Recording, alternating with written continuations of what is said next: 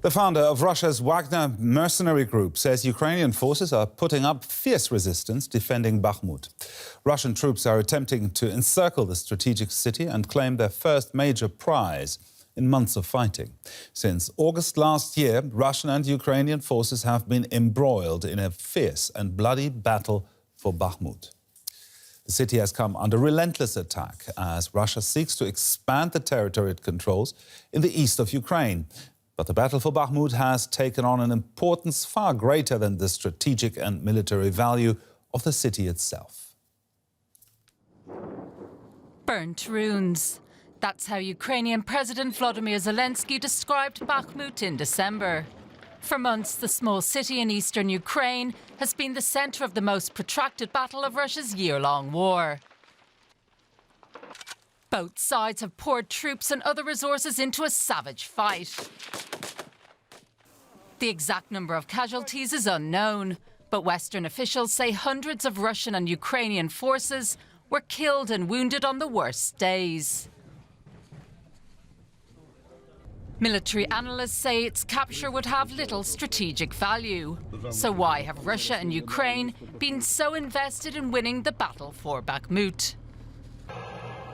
For Russia, it became a political imperative to show some success on the battlefield after Ukraine recaptured large parts of the Kharkiv region and the port city of Kherson.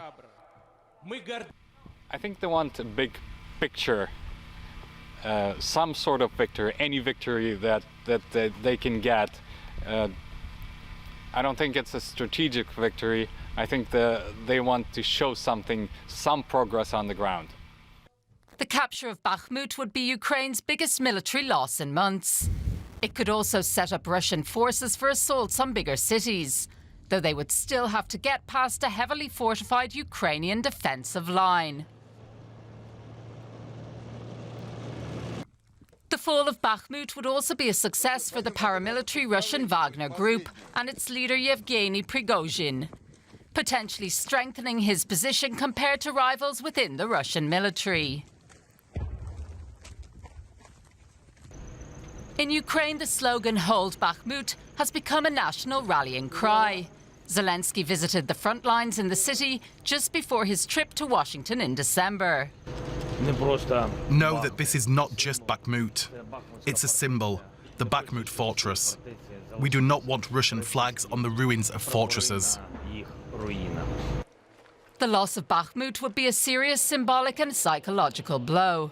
But Ukraine could have made a grim calculation by forcing Russia to expend enormous resources in the battle for the city, meaning a Russian victory would be hollow, considering the manpower and equipment lost. For more on the battle for Bakhmut, let's bring in John Spencer, Chair of Urban Warfare Studies at Madison Policy Forum. John, why is Bakhmut so important for both sides? I mean, I think it's so important because, like many urban battles of the past, to include the greatest urban battle of history, the Battle of Stalingrad, is that once fighting begins, they end up taking on a political importance. So President Zelensky has visited Bakhmut, and like you said, Bakhmut hold has become a national rally cry. And Putin hasn't had a win in 6 months. So like major urban battles of past history, it's taken on a political value for both sides. It has no strategic value, as in it won't help achieve a strategic goal for either side, no operational value, and very little tactical value other than a stepping stone to like Kramatorsk or Sloviansk. But it really has no value for either side. But people have to remember war is a human endeavor, and war is just politics by other means.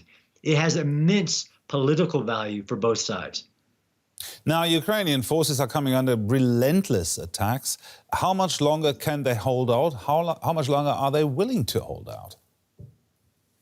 Yeah, there's some variables that we just don't know. We know there's a great danger of the remaining defenders being encircled, but this is not the Battle of Mariupol.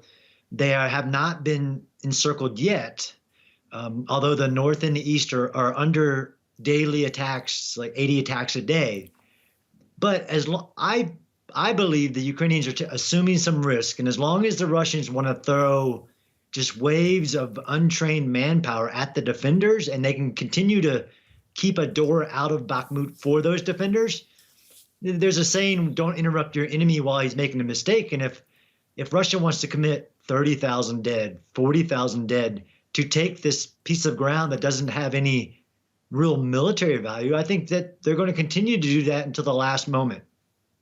Now, we're talking about urban warfare there. In general, who do you think has the upper hand when it comes to urban warfare in Ukrainian towns and cities, the defenders or the Russian attackers?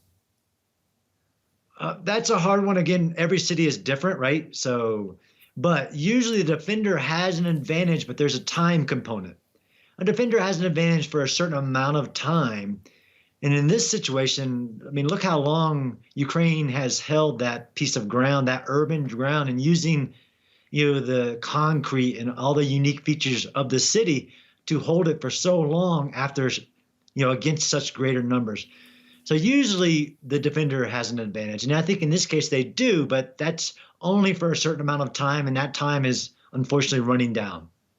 Now, what's then is the ultimate goal for Ukraine in Bakhmut? To hold the city, actually, or to tie down Russian forces? I think it's really neither. I think it's hold it and kill as many Russian soldiers that want to advance across the open area as possible until it's no longer feasible. I mean, if you could get the Russian force like they did a few months ago to culminate, when the initial Wagner prisoners and rapists were sent against Bakhmut, they culminated and couldn't advance anymore. There is a slight chance that Ukraine could do that, but it's probably more likely they'll hold it for a certain, longer, and then eventually pull back the Ukrainian forces to those defensive lines, really that are not far from the city, and Russia would be, ruling the rubble as they like to do. Now, what happens if they do? If they rule the rubble, if Russian troops seize Bakhmut, what's next for them? They'll have to refit and reorganize. They can't just keep on advancing. The Ukrainian defensive line, and they have shown superior intelligence and superior planning. I'm sure there's a plan in place to pull Ukrainian forces back and strengthen Ukrainian lines and to stop Russia where they're at. And the only downfall is that Russia will claim this 6-month, 30,000 soldier victory over a town that doesn't mean anything to either side, other than it's Ukrainian land, and of course all their land matters. John, briefly, please. Lots of discussion about heavy weaponry being delivered by the West. Would heavy weaponry, like the tanks, the main battle tanks, the German ones, would they make a difference there? Yes, they would. I mean, not necessarily the piece of equipment, but a formation armed with that equipment, because usually you give tanks and you form a tank brigade or a division, and that would absolutely help. And resupplies of Western weapons like the rockets and everything would have an impact. So that time component is here in this battle, where the sooner those Western weapons can get there, the better, and Russia wants to prevent that. John Spencer there, Chair of the Urban Warfare Studies at Madison Policy Forum. Thank you very much for sharing your expertise with us. Thank you.